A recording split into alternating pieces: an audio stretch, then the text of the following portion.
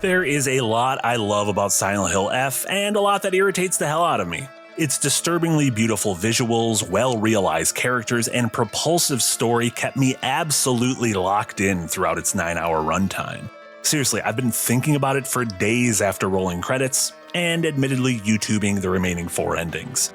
But at the same time, I can't deny the frustrations that boiled up thanks to its increased emphasis on combat encounters that grow in frequency and volume, all while your offensive abilities remain relatively stagnant and clumsy, save for some specific moments that I won't spoil. But one thing that I'm not split on is how Silent Hill F showcases a firm grasp on delivering jump scares in a way that strengthens the overall experience and never feels cheap or unearned. As I'm sure you all know, a jump scare is a sudden visual or sound that's meant to startle the viewer or player. Like any artistic tool, its effectiveness is often dependent on how it's utilized. In the right hands, they can become legendary moments talked about for decades on end. The nightmare behind Winky's Diner in Mulholland Drive.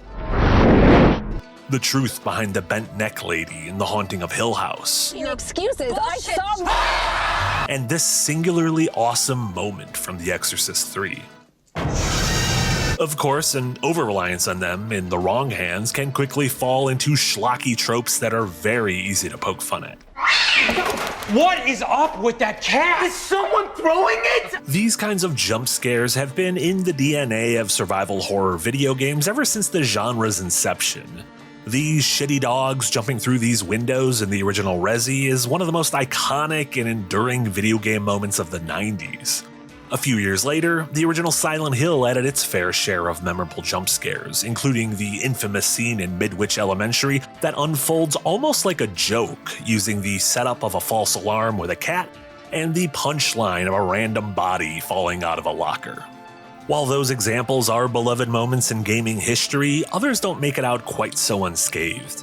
We tend to bemoan games like Five Nights at Freddy's for how they rely on jump scares as a kind of crutch to make up for the fact that they're not really capable of building tension, suspense, or dread through any other method. On the flip side, take something like The Last of Us Part 2, which crafts its own jump scares in ways that are bolstered by what came before and build upon what comes after. This surprise ambush at a normally safe workbench subverted the expectations that had been cultivated over an entire game and a half and would go on to make me question my safety at every single workbench afterwards. Not unlike the first time a mimic gobbles you up in Dark Souls, making you suspicious of every single treasure chest-shaped object for the rest of your life. That's the thing for me that separates a good jump scare from a bad one. In the right hands, they can capture the full attention of their audience, ratchet up the stakes, and set a new baseline for tension going forward. If it's strengthened by the story that preceded it, a well-executed jump scare can leave a psychological impact crater that exists long after the credits have rolled, which brings us back to Silent Hill F.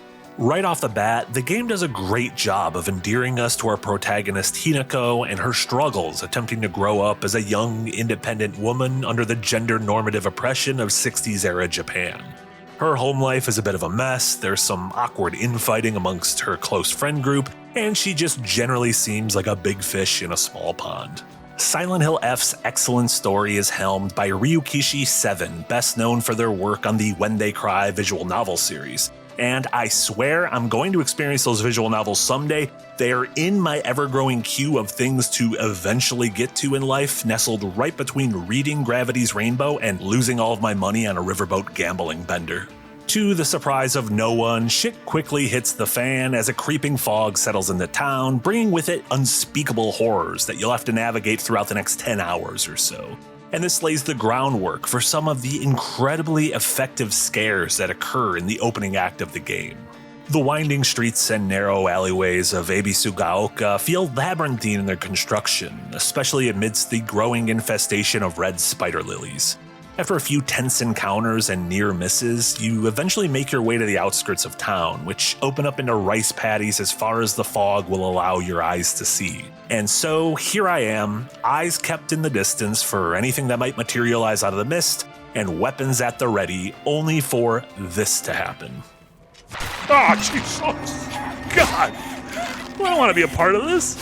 And if you're anything like me, this will be your reaction not only the first time you get here, but even on subsequent playthroughs as well. So, being utterly traumatized/humiliated by this on 2 separate occasions got me thinking, why does this jump scare work so well when so many others fall flat? Well, for one, its setting helps immensely. The flooded rice paddies give the illusion of being able to see danger from any distance, but the oppressive fog transforms the field into a kind of claustrophobic liminal space that the series has always excelled in creating. You focus on the fog and the dangers it may hide, and this kind of seeing the forest for the trees is great right up until the moment you slam face first into a knife-wielding maple. Also, by this point, there's been a slow drip of one-on-one combat encounters with wobbly women and enough pipes and knives and baseball bats strewn about the environment that it provided a sense of false confidence that would quickly be weaponized against me. I started to get cocky, and in typical survival horror fashion, that arrogance led to my downfall. Just prior to the scare, our eyes are drawn to the item box on the left, which ironically doesn't even contain an item, but that focuses our attention in the opposite direction, leaving us susceptible to the ambush. This works in tandem with the shelf on the right being innocuous in its placement, even though that's what the enemy's hiding behind in the first place. And the attack itself is just expertly choreographed. The way the enemy slithers out of the fog makes the humanoid creature feel almost serpentine. The musical sting breaks the silence, and the sickening crunch of the knife entering our body initiates an immediate fight or flight reaction. We're locked into the grab animation and forced to watch Hinako struggle against her attacker. And this brutal depiction of violence falls completely on the player's shoulders. Just a bit earlier, in the very same area, the game delivers a warning that certain enemies can grab us, so we should remain vigilant and be prepared to dodge as they approach. And clearly I completely failed at that on both of my playthroughs in this early section. This specific scare clearly left an impression on me. Not only did it spark the idea for this entire video, but it caused me to become a more cautious player throughout the rest of Silent Hill F. I'd be lying if I said that I didn't get caught off guard several more times throughout the journey, but I was also able to spot later instances of choreographed scares like this and even managed to dodge quite a few of them. So, when we boil it down to its most basic level, this moment was built upon the foundation of what came before. I was given the tools to prevent it, and its impact lingered with me throughout the rest of the game. Despite the jump scare only lasting a moment, it was truly a product of the entirety of Silent Hill F. And if the game's goal was to crawl under our skin and linger with us long after we've put down the controller, then I guess there's only one thing left to say.